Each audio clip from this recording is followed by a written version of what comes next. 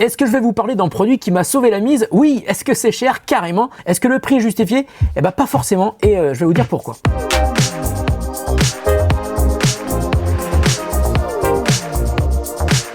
Salut à tous, c'est Nico, j'espère que vous allez bien. Moi ça va toujours aussi bien comme d'habitude. Alors une fois n'est pas coutume, je vais vous parler d'un produit que je teste depuis plusieurs semaines. Alors j'ai pas filmé l'unboxing pour une raison simple. La première fois que je l'ai utilisé, c'était pour un cas d'urgence. Pour faire court, on a eu une panne d'internet au bureau il y a quelques semaines. J'avais le M5 depuis quelques jours, je l'avais pas encore ouvert et du coup j'avais vraiment super besoin de l'utiliser ce jour-là. Donc on l'a ouvert tout de suite, tant pis pour l'unboxing, on l'a branché, on l'a configuré, ça nous a pris environ 3 minutes et ça nous a surtout permis de continuer à bosser pendant toute une journée alors que notre accès internet était totalement par terre. Alors pour le coup ça s'est super bien passé, donc j'ai continué à l'utiliser au bureau, mais aussi plusieurs jours en vacances après, et ça m'a permis d'apprécier son utilité, mais aussi de voir ses limites. Alors je vais tout vous expliquer, vous allez voir, le M5 c'est super utile, mais ça reste super cher, et si vous craquez pour un routeur mobile, peut-être que vous pourrez utiliser un modèle moins cher et qui pourrait vous suffire largement, et ça aussi je vais vous en parler. Donc le voici, le M5 c'est un routeur mobile 5G compatible Wi-Fi 6. Alors déjà pour avoir l'utilité de cette version, c'est la dernière qui est sortie, il faut avoir un abonnement mobile 5G et des appareils Wi-Fi 6. Évidemment ça marche aussi avec une puce 4G et des appareils Wi-Fi 5, mais si c'est le cas de votre abonnement mobile et de vos appareils, là je vais plutôt vous conseiller de vous tourner vers le M2 voire même le M1 qui sont beaucoup moins chers. Alors le M5 c'est un routeur mobile dans lequel vous allez devoir installer une carte SIM, c'est une nano SIM, là c'est une 5G. Alors évidemment il faut prendre un abonnement pour le faire fonctionner, mais dans certaines conditions votre opérateur mobile peut vous fournir une deuxième carte SIM qui est associée à votre abonnement principal. C'est mon cas, moi je suis chez Orange, j'ai un gros forfait, c'est vrai que je paye cher, mais j'ai droit à une carte SIM supplémentaire. Donc déjà vérifiez auprès de votre opérateur ce qu'il peut vous proposer, ça sera un bon début. Après vous pouvez aussi prendre un abonnement spécialement destiné à être utilisé dans ce routeur. Par exemple chez Free, je sais que l'abonnement qui est à 19 € propose de la data illimitée, mais par expérience la 5G de Free est quand même bien moins efficace que celle de Orange. En revanche à certains endroits la 4G de Free capte mieux que la 4G d'Orange. Alors je peux pas me prononcer pour les autres opérateurs, donc à vous de voir ce qui peut vous convenir. Là, je vous parle de ce que j'ai pu tester. Alors, dans ce routeur mobile, une fois que vous avez installé votre carte SIM, si celle-ci a un code PIN, vous pouvez très facilement taper sur l'écran qui est tactile pour débloquer la carte. Et je vous dis ça parce que sur les modèles précédents, c'était assez compliqué parce que l'écran n'était pas très grand, mais surtout le tactile était un petit peu capricieux. Ici, l'écran est grand et il est surtout super réactif. Donc, par mesure de sécurité, je vous conseille de laisser un code PIN sur votre carte SIM. Alors, pour le configurer, c'est très facile. Il suffit tout d'abord de créer un réseau Wi-Fi. Ensuite, vous donnez un nom, un mot de passe et c'est prêt. À partir du moment où le M5 capte le réseau mobile, vous avez accès à un nouveau réseau Wi-Fi qui sera utilisable par n'importe quel appareil équipé du Wi-Fi. Alors je voudrais quand même nuancer un truc, c'est vrai que le confort d'utilisation de l'écran est évident. En revanche, dans la phase de configuration, quand vous allez devoir donner un nom à votre réseau Wi-Fi, créer votre mot de passe, là il faut faire super attention parce que le clavier virtuel est vraiment tout petit et si vous avez de gros doigts, ça va être un petit peu difficile de taper les lettres que vous souhaitez entrer dans votre mot de passe et dans le nom de votre réseau Wi-Fi. Alors attention, c'est là où on va commencer à parler des limites du M5. Par exemple, il est livré sans antenne, ce qui fait que sa portée est assez limitée. Par exemple, si vous dépassez les 15 mètres de distance, vous risquez d'être déconnecté du réseau du M5. Après, ça dépend aussi de votre environnement. Si vous l'utilisez dans une maison de campagne, ça risque d'être un petit peu limite pour capter au fond du jardin ou si vous avez des murs assez épais. Mais dans ce cas, il pourrait être intéressant de le faire évoluer et on peut le faire de deux manières possibles. Premièrement, vous pouvez lui ajouter une ou deux antennes parce qu'il est équipé de deux prises TS9, donc soit des petites antennes comme celle-ci, soit une antenne que vous pouvez fixer au mur ou coller sur une vitre et qui est reliée par câble au M5. Et puis la deuxième solution, c'est de le coupler avec un vrai routeur Wi-Fi, par exemple les routeurs Orbi qui sont incroyables, je vous en ai parlé plein de fois.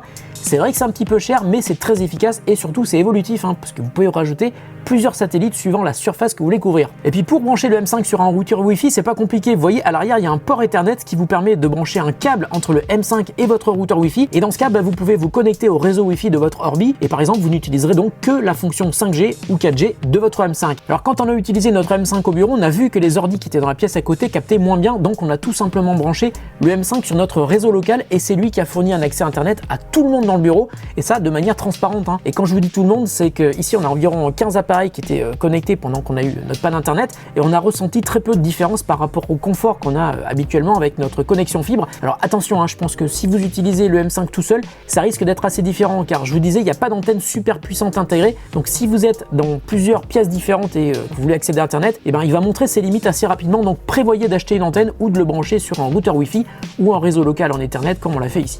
Alors normalement, depuis le début de cette vidéo, vous vous êtes dit au moins une fois, normalement, ah oui, ce genre de truc, j'en ai clairement pas besoin, je fais du partage de connexion avec mon smartphone, ça me suffit largement. Alors ok, hein, c'est vrai, pour pas mal de situations, on peut facilement partager la connexion depuis son smartphone pour avoir internet sur son ordi. Le problème, c'est que parfois, c'est pas aussi simple pour tous vos appareils. Par exemple, si vous avez une imprimante sur votre réseau, si vous avez des objets connectés ou que vous êtes plusieurs à vouloir vous connecter sur le même accès partagé, bah là, c'est mission impossible avec le partage de connexion de votre smartphone. Donc, à mon avis, l'avantage principal du routeur mobile comme le M5 par rapport au partage de connexion sur le smartphone, c'est que d'une part, votre smartphone va pas tenir la route très longtemps au niveau de l'autonomie, et puis le smartphone va avoir du mal à encaisser le trafic de plusieurs appareils qui veulent s'y connecter. Encore une situation où je suis content d'avoir le M5 à côté de moi.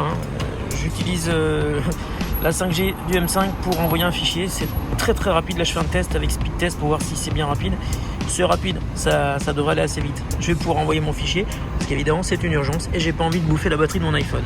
Voilà, merci le M5. Même si le partage de connexion depuis un smartphone c'est pratique, c'est pas fait pour durer. En revanche, le M5 c'est un vrai routeur, c'est-à-dire que vous pouvez l'utiliser de manière prolongée. Par exemple, pendant plusieurs jours, vous pouvez même créer des redirections de ports comme sur un vrai routeur. Vous pouvez aussi l'utiliser comme un routeur classique pour connecter plein de périphériques, soit en Wi-Fi, soit en Ethernet, avec par exemple un switch réseau. Le M5 peut accepter jusqu'à 32 appareils, donc pour l'avoir utilisé de manière assez intensive, pour moi ça va beaucoup plus loin qu'une simple solution de dépannage comme vraiment peut l'être un partage de connexion depuis un smartphone. Alors il y a aussi un autre truc qui est très bien pensé qui est justement lié à son aspect mobile. Le M5 a une batterie intégrée, c'est-à-dire qu'il peut marcher sans alimentation secteur pendant plusieurs heures. Vous voyez là il est sur batterie. Alors Netgear annonce 13 heures, mais avec une utilisation intensive, on va dire que l'autonomie réelle est plus proche des 6 à 7 heures avec 4 appareils connectés en permanence. Mais le M5 a aussi l'avantage de pouvoir être alimenté par une batterie externe via un port USB Type C qui est à l'arrière. D'ailleurs, quand vous êtes à proximité d'une prise électrique, c'est aussi via le port USB Type C qu'il est branché sur le secteur. Et dans ce cas, si vous le branchez sur le secteur, je vous conseille d'enlever la batterie, ça vous permettra d'augmenter sa durée de vie. Bon alors en matière de vitesse, là ça va vraiment dépendre de votre opérateur, mais surtout de votre couverture réseau. Quand j'étais à la campagne ou en ville, on captait pas de la même manière et pas non plus avec les mêmes cartes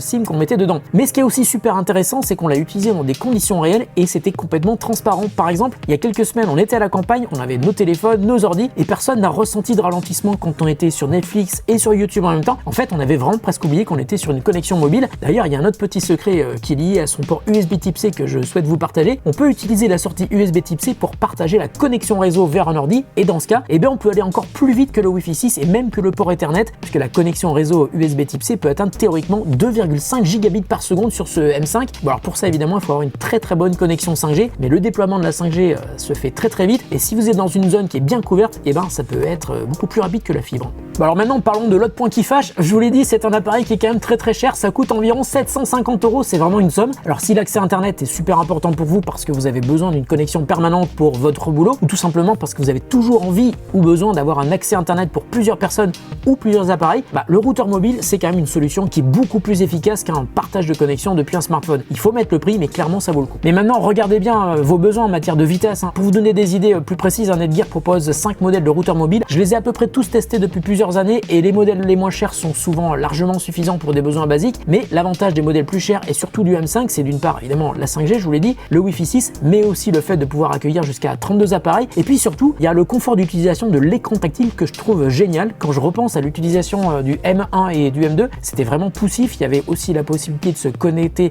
à l'interface web du routeur, mais avec le M5 c'est tellement confortable que j'en ai même pas ressenti le besoin. L'OS est très rapide et puis il y a juste 2 boutons tactiles à l'avant pour aller à l'accueil ou revenir en arrière et vous pouvez très bien gérer la config du M5 depuis l'appli mobile de Netgear. Mais là c'est pareil, je sais qu'elle est dispo mais je l'ai même pas utilisée parce qu'on peut vraiment tout faire très facilement depuis l'écran tactile. Donc cet écran pour moi c'est une des grandes forces du M5 par rapport aux anciens modèles. Donc pour moi les inconvénients du M5 c'est d'une part son prix et puis sa portée qui est pas très élevée sans antenne ou sans le brancher sur un routeur ou un réseau Wi-Fi. En revanche je pense que comme c'est cher ça doit être considéré comme un investissement. Pour une utilisation pro le M5 c'est génial, pour une utilisation perso je pense que le M2 et le M1 sont largement suffisants. Bon en tout cas je voulais vous parler de ce produit parce qu'il est super bien conçu et j'ai pas trouvé beaucoup de vidéos qui parlaient du M5 sur YouTube. Donc si ce genre de produit vous intéresse, je suis vraiment content d'avoir pu vous aider à en savoir plus. D'ailleurs si vous voulez jeter un œil au M1, au M2 ou au M5, je vous mets des liens vers les différents modèles de routeurs de Netgear. Le M5 ne m'a pas déçu, il est juste très cher et il est peut-être surdimensionné pour vous et c'est aussi pour ça que je voulais aussi vous parler des modèles moins chers qui sont dispo chez Netgear. Voilà, j'espère que cette vidéo vous a intéressé. On se retrouve très bientôt pour une autre vidéo sur The Grand Test, mais on me signale dans mon oreillette que vous n'êtes pas encore abonné à mon compte Instagram et ça c'est pas normal parce que vous êtes 270 000 sur YouTube et beaucoup moins sur Instagram. Donc je vous attends, je vous remets ici l'adresse de mon compte Instagram où je vous partage très souvent tous les produits que je reçois avant même d'en parler sur YouTube. Allez, à très bientôt, passez une bonne journée et on se retrouve dans une autre vidéo sur The Grand Test dans quelques jours.